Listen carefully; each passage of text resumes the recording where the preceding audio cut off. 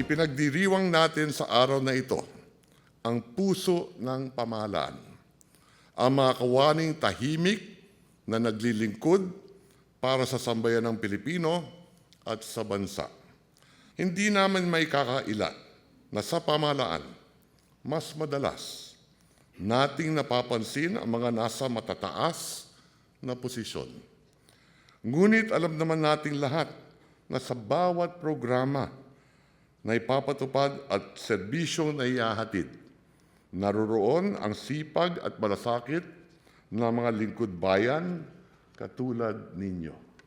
Lahat ng tumanggap ng parangal ngayon, kayo ang patunay na ang diwa ng tapat na paglilingkod ay buhay sa ating pamahalaan.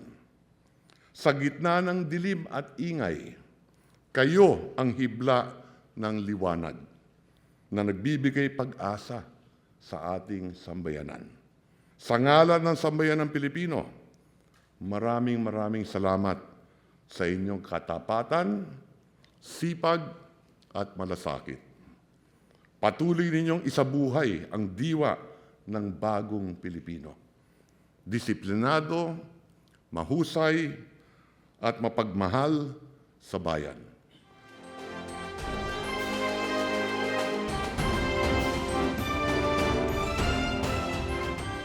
Napakalaking karangalan po ang maging bahagi po na mabilang sa dangal ng bayan. Ito po ay bilang isang promo na, no, na kung tatawagin, dahil kung ikaw po ay nagsisilbi na galing sa puso at dangal, yung pagkakaroon ng award ay hindi po ito, puntos na lang po ito. At sa araw po na ito ay, Chuck, hindi lang po ako at sa aking pamilya at sa aking sangay ng Davao Oriental, kundi ito po ay para po sa ating mamamayan po ng Davao Oriental, na kung saan po we are fighting na ang Davao Oriental maging pong insurgency-free province. Isa po na aking ipina-implement po is yung tinatawag ko pong proyekto na Project Halik. Halik stands for health, A is for agriculture, L is for livelihood, I is for indigenous culture, and K is for knowledge. With that 5 components of our Project Halik, tinitiyak po natin na ating mga kababayan po ay hindi na po sila sasama sa CPPA, NPA at NDF. Dahil dyan po na mga proyekto, we are bringing the government services closer to the people. Since nandoon po sila sa GIDA, hindi na po natin kailangan silang pababain na para po ma-feel nila na meron pong gobyerno na aakay at tutulong po sa kanila. So yung ginagawa ko po bilang kawani ng gobyerno, bilang head teacher 2 ng Davao Oriental, dinadala ko po ang gobyerno para po sa ating bayan. Unang-una, maraming salamat, President Bongbong Marcos, sa ganitong pagkakataon na kung saan nare-recognize po natin ang mga lingkod bayani, na kung saan ang gawad na po na ito ay hindi lang po natin binibigay sa mga taong may puso, dangal para po sa bayan, kundi binibigyan po natin ng halaga kung gaano po ang mga taong nagmamahal sa sarili, sa pamilya, higit na sa bayan.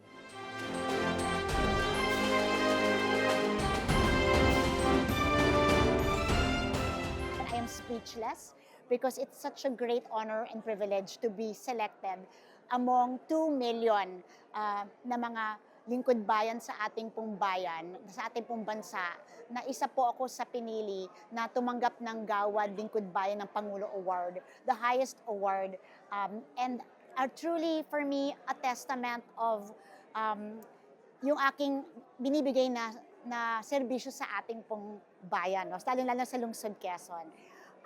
I never expected to receive this because I'm an elected official, at laging sinasabi, yung mga gawad na katulad ng ito, hindi binibigay sa mga elected officials dahil dun sa mga stereotype na kapag elected official ka o politiko ka, laging may bahid ka. No? At so I never expected it, and in fact, to be a finalist was already such a big honor and privilege for me.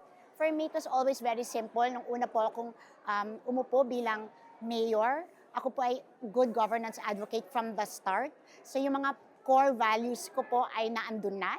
Yung value na kailangan accountable tayo, na kailangan transparent tayo sa mga pinaglilingkuran natin, na kailangan kasama sila sa decision-making process, ang tinatawag na people's participation. All of these core values I brought in from the onset of my leadership.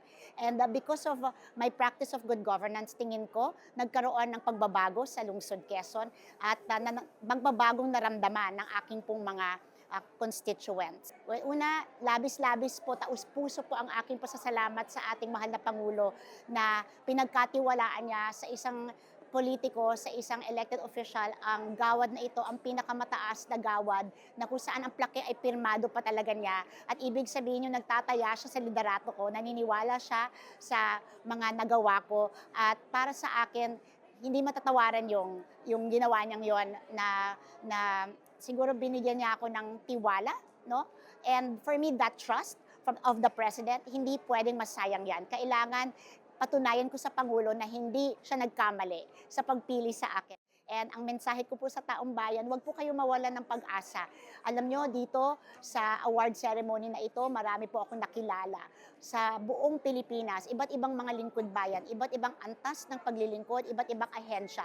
Pero lahat sila iisa ang pinaglalaban, ang kapakanan ng mga Pilipino. At hinihikayat ko rin lahat ng kabataan na kung may pagkakataon po kayo maglingkod sa pamahalaan, be part of the change that we would like to see happen in our country.